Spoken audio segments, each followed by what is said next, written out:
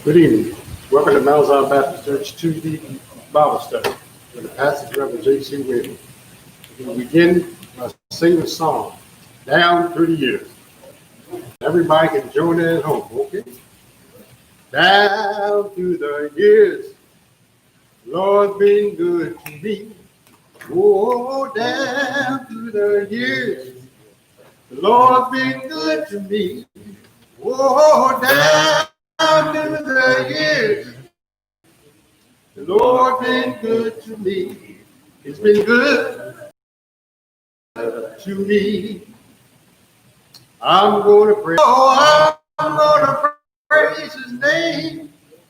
The Lord been good. See, this is going to be coming from Mark chapter 9, 33 through 37. We'll read this stuff. And he came to Capernaum. And being in the house, he asked them, what was it we disputed among yourselves by the way? But they held their peace, for by the way they had disputed among themselves who should be the greatest.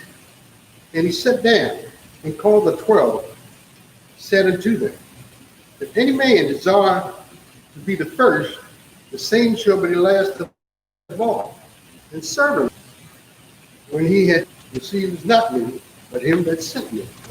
The Lord had a blessing for the reading of His word. We're going to have a prayer. Dear Heavenly Father, Lord, these are times that we come to you, Lord, and we know that all answers come from you. Lord, we are unable to understand just what it's about. Everything that happens, or the trials and tribulations in this life, there's a lesson to be learned from it. And Lord, we just need to wait on you and listen to you, Lord. You already got this worked out. Why should we try to figure and stress our minds? Just be honest to you, Lord, and have faith in you, Lord, and all the blessings that you've given us. Lord, we just things to be all right, Lord, because with you, you have a way of calming the spirit, and making us understand in the end, it's all about you. So, Lord, all the things that we're worried about.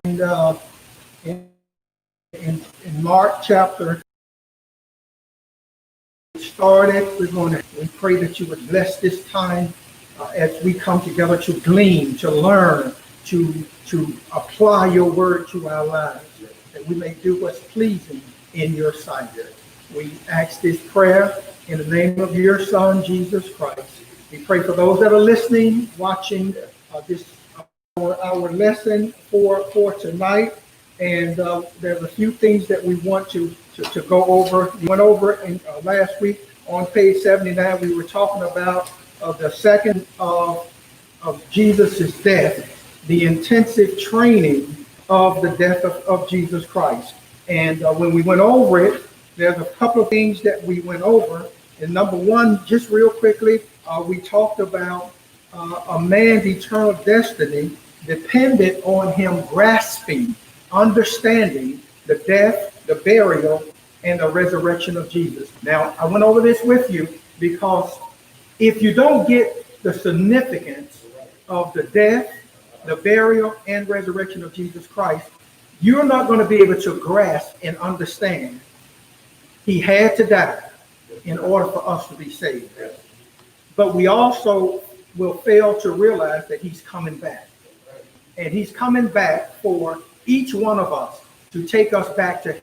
He could explain to them, they could ask questions, etc., and He would always address those questions. And then we talked about the lesson Jesus taught His disciples, that He was to die and arise. And then the third lesson we went over was the response of the disciples. They rejected what they did not wish to see. Because they didn't understand it, they didn't want to accept it. And on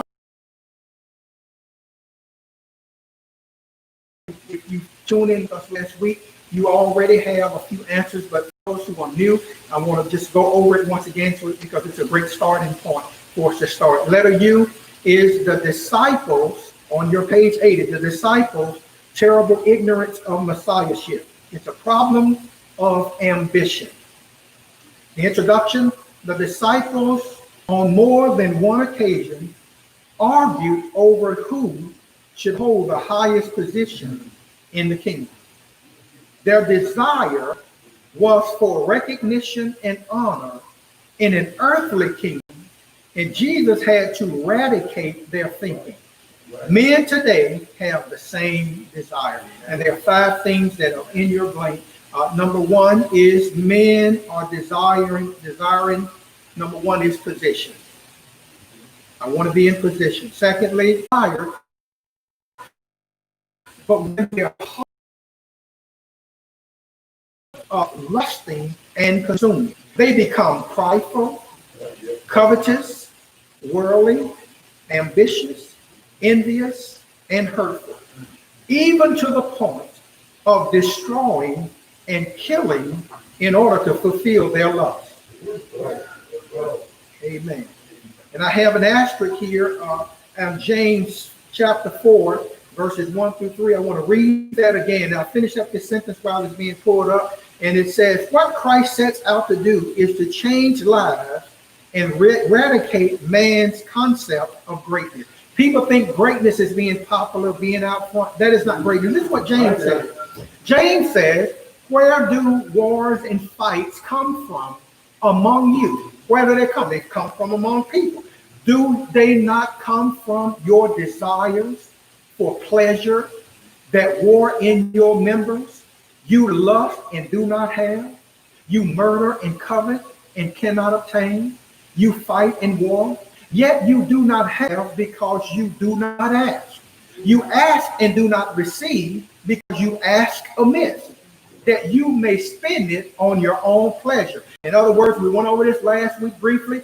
When people are asking God for something, the reason God isn't answering, the reason they're frustrated is because they're making it about them.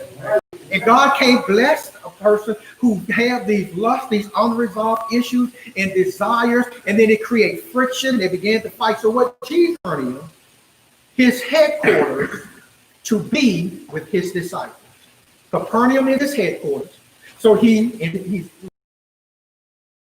out to be with his disciples. Now they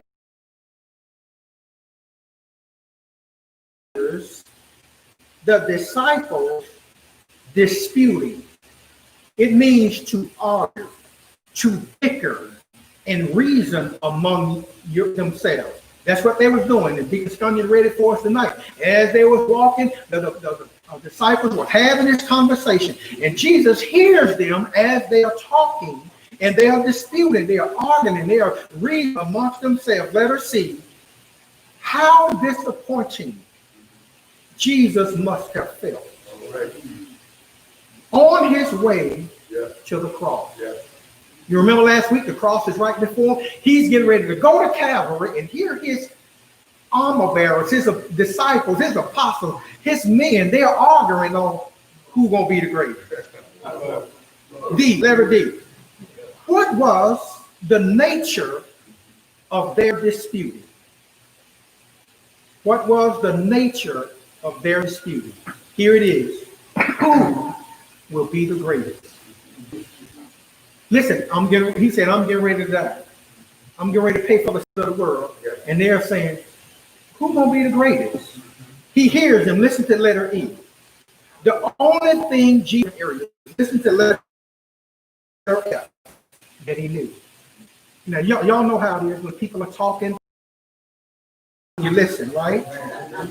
The reason most people don't learn is because they always talking. You have to listen. So you have to listen to a person's conversation, and whatever their conversation is, you will always find out what's in their heart, because the Bible says the issues of life flow from where? We don't always tell what's in a person's heart, because it's going to come out of their mouth or it's going to act out in their hand. They're going to talk about it and they're going to act it out. Listen to G. Jesus' question. What is it? In your blank.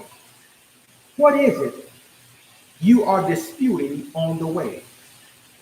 Cross this before me. What are you disputing? What is it you are disputing? The cross is is before. Letter H. A man who pursues the world soon forgets the cross.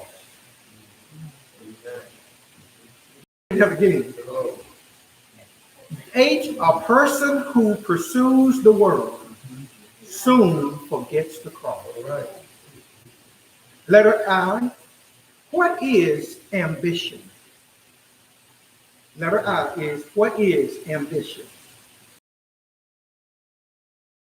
Success to some people, to everyone, is not the same. Or impropriety. Shame is a painful emotion caused by consciousness